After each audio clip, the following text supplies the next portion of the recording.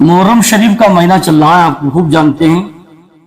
اور آج جو جوہلا لوگ، جاہل لوگ جو تاجیہ رٹتے پھرتے ہیں، جن کو تاجیہ اور تعزیہ میں بھی فرق نہیں معلوم، جو یہ رٹتے پھرتے ہیں کہ تاجیہ ہونا چاہیے، ہونا چاہیے، وہ ہونا چاہیے، جو نمازوں سے دور ہیں، دینداری ان کے پڑوس نہیں، جس کے بارے میں حکم ہے کہ اپنے بچوں کو امام حسین کے واقعات سناؤ، کربلا کے واقعات بتاؤ، کربلا میں میرے امام کے ساتھ کیا ہوا تھا۔ آج وہ ان کے بچے اور وہ لوگ تازیہ رٹتے پھرتے ہیں۔ تازیہ ہونا چاہیے، کھیل کود کی چیزیں ہونا چاہیے، ڈھول تماشا ہونا چاہیے، اس کے سوا کچھ نہیں ہونا چاہیے۔ اگر کوئی عالم دین یا مسجد کا امام اگر بتانے سمجھانے کی کوشش کرتا ہے تو وہ ان کے نزدیک برا ہو جاتا ہے۔ آج قرب قیامت کا دور ہے، اتنا نازک دور ہے کہ اس میں اگر حق بیانی کی جائے تو آدمی اس کو دشمن سمجھ لیتا ہے۔ یہ تازیہ کی ابتدا جانتے ہو کب سے ہوئی تھی؟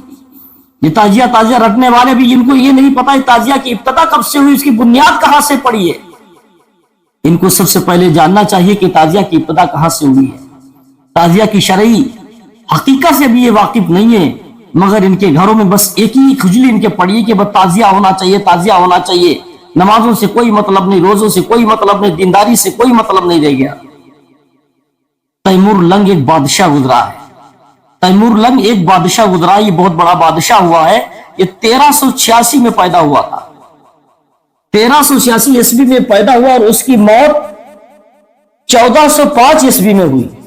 غور سے سنیے گا، تیمور لنگ ایک بادشاہ تھا جو 1386 میں پیدا ہوا اور 1405 عیسوی میں اس کی موت ہو گئی، دنیا سے چلا گیا۔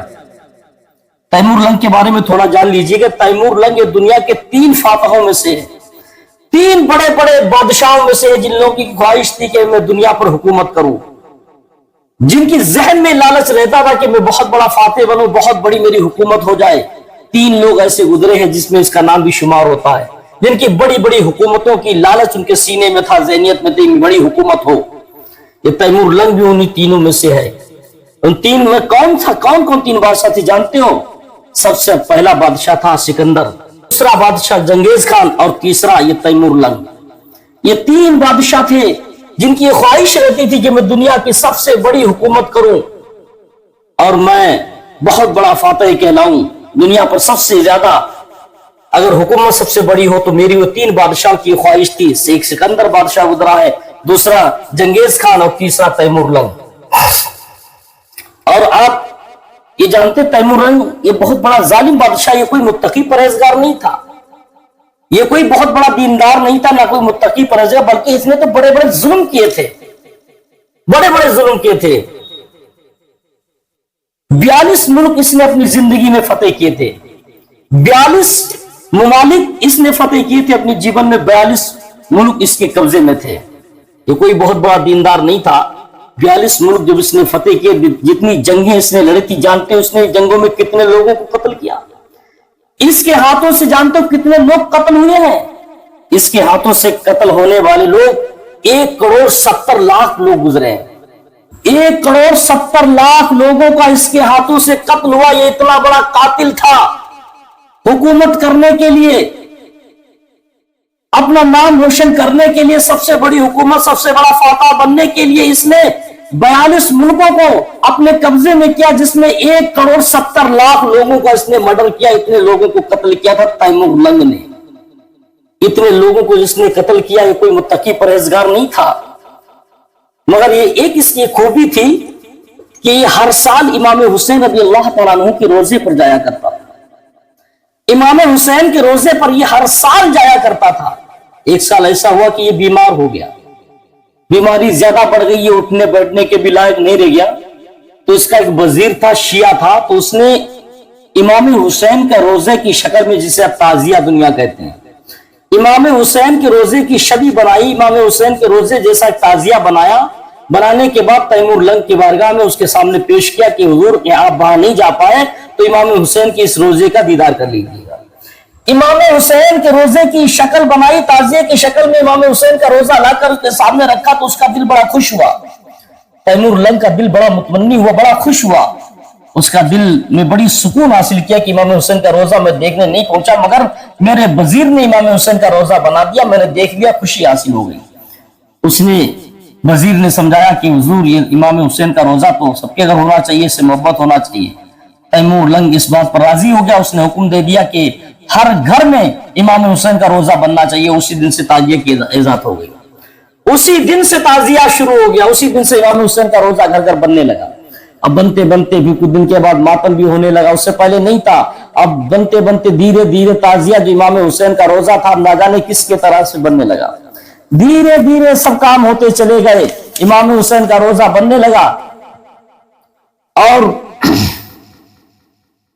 इतना गुलू हो गया, इतना बढ़ गया बनते बनते कि आज तक ताजिया बनते बनते कहां तक पहुंच गया। और ताजिया की ये बुनियाद कब पड़ी है? तैमूर लंग के जमाने में तो आपने जान लिया कि तैमूर लंग के वजीर ने बनाया था, और ये 801 हिजरी में ताजिया की शुरुआत हुई थी। 801 हिजरी में ताजिया की शुरुआत हुई थी। 746 साल बाद ताजिया की इब्तिदा हुई।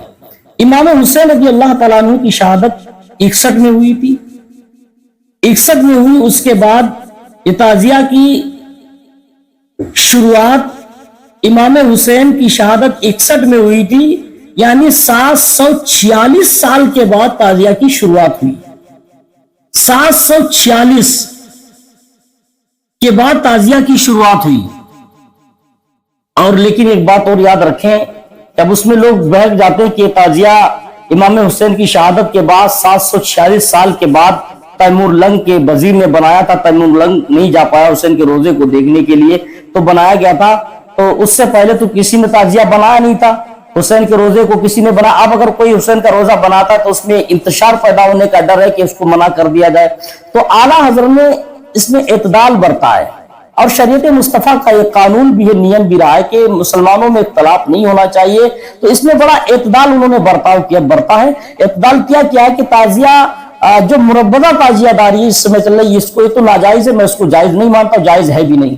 और जो इमाम हुसैन का रोजा, इमाम हुसैन के रोजे की शक्ल में अगर ताजिया बनाया जाए तो कोई गुनाह भी नहीं। आला हज़रत का एक रिसाला है बदरुल अनवार फी आदाबिल आसार, ये सरकार आला हज़रत का रिसाला है। उसमें आपने लिखा है कि ताजिया हमारे नजदीक कितना होना चाहिए कि आला हज़रत फरमाते हैं कि इमाम हुसैन का रोजे की शक्ल में हो, और रोजे की शक्ल में उसको लाया जाए और रखा जाए जिस तरीके से सरकार का रोजा और तमाम जैसे खाने काबा की तस्वीर उसको बनाया जाए, या सरकार के रोजे की तस्वीर बनाई जाए, और औलिया कराम की तस्वीर रोजे की बनाई जाए, घर में रखी जाए। तस्वीरें फोटो होती घर में लगाने से फैज मिलता। ऐसे इमाम हुसैन के रोजे की अगर शबी बना ली जाए, इमाम हुसैन का रोजा वैसे बना के छोटा रख लिया जाए घर में, उसका देखने से वाकई बेहतर है और उसमें फैज भी मिलता है इमाम हुसैन रज़ी अल्लाह तआला अन्हु का। लेकिन ये घुमाना कुदाना, ढोल ताशे के साथ नचाना, बाद में गंदगी में फेंक देना, उसको तोड़ देना, ये सब बेहुरमती है। आला ने इसे सख्त मना किया है।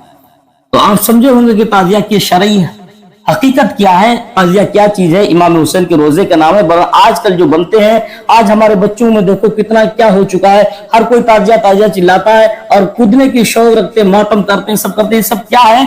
ये हमारे तमाम बड़ों की ये सारी खामियां हैं, जिन लोगों ने अपने बच्चों को इमाम हुसैन के वाकया नहीं सुनाए, करबला के मैदान के बारे में नहीं बताया, इमाम हुसैन की शहादत नहीं बताई, कैसी तकलीफों से वो लोग गुजरे सब नहीं बताया, बल्कि सिर्फ उन्होंने इतना दिखाया कि बाला बजाओ, ताजिया बनाओ, खूब खेलो कूदो, ऐश करो, सीना कूजी करो। बस यही इमाम हुसैन का मतलब है। इमाम हुसैन की मोहब्बत का यही मतलब मेरे भाई। इमाम हुसैन की मोहब्बत का मतलब ये नहीं है कि ढोल ताशा करना। इमाम हुसैन की मोहब्बत का मतलब ये नहीं कि बड़ा बड़ा ताजिया बनाना, बल्कि इमाम हुसैन से अगर तुम्हें मोहब्बत है, ताजिया बनाना है, तो रोज़ा हुसैन बना के अपने यहाँ रखो, उसका दीदार करो, ये अच्छी बात है। लेकिन ढोल तमाशा की तो कतई